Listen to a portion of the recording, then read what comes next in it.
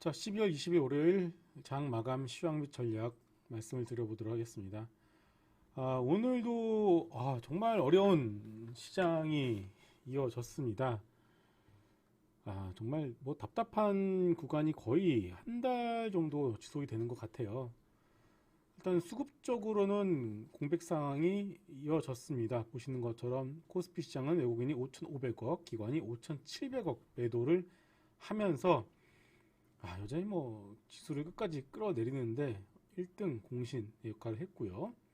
코스닥 시장은 그나마 기관 쪽에서 프로그램 매수가 어느 정도 들어와 주면서 방어를 해준다고 했지만 외국인이 1,100억 원 가까이 매도를 하면서 역시나 코스피 시장과 마찬가지로 양시장 모두 프로그램 매도 압박에 시달리는 모습이었습니다.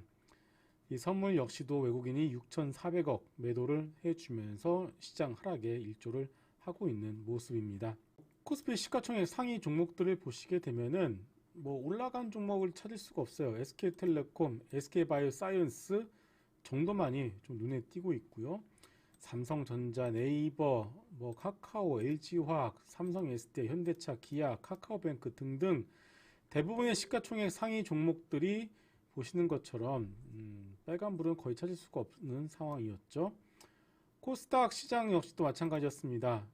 그나마 이제 셀트리온과 펄어비스, 셀트리온 제약, HLB, 에코프로 같이 2차 전지, 게임, 그리고 바이오 섹터들이 셀트리온 같은 경우는 워낙에 많이 떨어졌었죠. 그러다 보니까 그리고 펄어비스도 마찬가지로 조정이 나왔었고요. 그럼 미리 조정이 나왔었던 섹터에 대해서 저가 매수가 어느 정도 들어가 주면서 코스피보다는 그나마 덜 떨어졌지만 그렇다고 해서 코스닥 시장이 선방했다라고 얘기하기도 아직은 좀 무리인 것 같습니다. 여러 가지 이유가 있습니다. 일단은 장 시작 전에 이런 뉴스가 나왔어요. 바이든이 화요일날 긴급 연설한다는 뉴스가 나왔습니다. 아무래도 뭐 나와 봐야지 알겠지만 미국도 지금 확진자 수가 급격하게 늘고 있는데 이거 확진자 수보다는 결국은 이제 바이든 정부도 확진자 수에서 중증 환자 수로 전환하는 방안을 논의를 하고 있다고 하죠. 백신은 사람들이 워낙에 안 맞으니까 백신을 좀 맞으라고 좀 이렇게 강요 아닌 강요로 하는 대국민 연설을 좀 하지 않을까 싶고요. 영국은 이미 좀 문을 걸어 잠그고 있죠. 네덜란드도 마찬가지고요. 그리고 뭐 시장이 이렇다 보니까 얀센, 뭐 시노팜, 스푸트니크 V 같이 메이저 백신이 아닌 경우에는 오미크론의 효과가 없다라는 연구도 뭐 나오고 있는 상황입니다. 그러니까 결론부터 말씀을 드리게 되면은 오미크론 관련해서는 우리가 화이자 치료제가 지금 EU에서 긴급 승인이 났거든요. 결국 데이터에 대한 검증이 나왔기 때문에 이게 중증 환자가 생기더라도 이 화이자 치료제, 경구용 치료제로 충분히 치료가 가능하다라는 것은 알고는 있는데 이게 여러 가지 상황 자체가 워낙에 심리가 안 좋다 보니까 안 좋은 뉴스가 좀 부각이 되는 거 아니냐 이렇게 좀 생각을 할 수가 있을 것 같고요. 거기에 대해서 오늘 이렇게 장 중에 보시게 되면은 잘 가다가 이 딱 10시, 10시, 11시 이때쯤에 중국에서 깜짝 뉴스가 나왔습니다. 사실상 기준금리를 20개월 만에 0.5bp 내렸어요.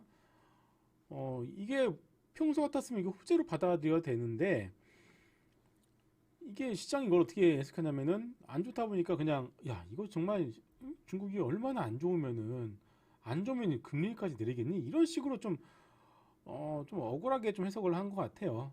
그러다 보니까 이게 시장이 좋을 때 이런 뉴스가 나오면은 호재로 받아들일 텐데 시장이 안 좋을 때 이런 뉴스가 나오다 보니까 시장은 악재로 좀 받아들이면서 급격하게 밀고 내려갔고요. 이러한 흐름들이 장 마감 때까지 이어졌습니다. 종 차트를 보도록 할게요.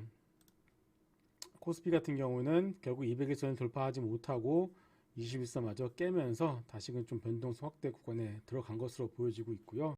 코스닥 시장도 21선을 깨면서 내려갔죠. 그러면서 코스피보다는 지수만 놓고 봤을 때 그나마 잘 버텨주고는 있지만 역시나 조금 불안불안한 상황이 이어지고 있습니다.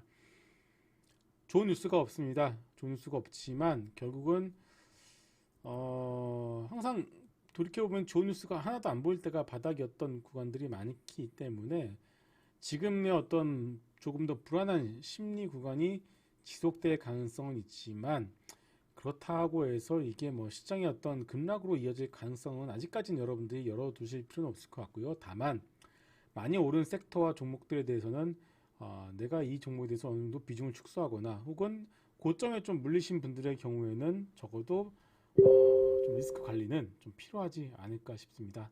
하지만 바닥권 종목들의 경우에는 그래도 여전히 매수세가 들어오고 있는 만큼 종목 장세는 충분히 가능하다라고 여러분들 정리를 해드리도록 하겠습니다.